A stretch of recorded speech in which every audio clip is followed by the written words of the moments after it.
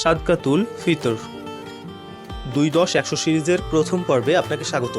সাদকা শব্দের অর্থ দান বা সাহায্য করা এবং ফিতর শব্দের অর্থ রোজা ভঙ্গ করা বা ইফতার করা।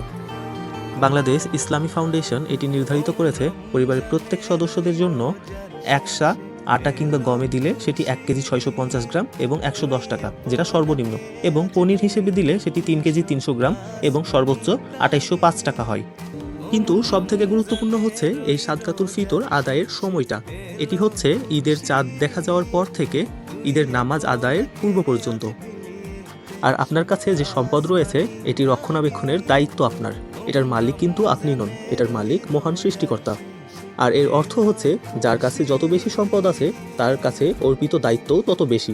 মাওলানা রুমিকে একবার প্রশ্ন করা হলো, কোন ধরনের বাজনা হারাম? জবাবে রুমি বললেন, ধনীদের থালা বাসনের বাজনার সেই ঝনঝনানি যা গরিব ক্ষুধার্তের কানে পৌঁছায়, সেটি হারাম।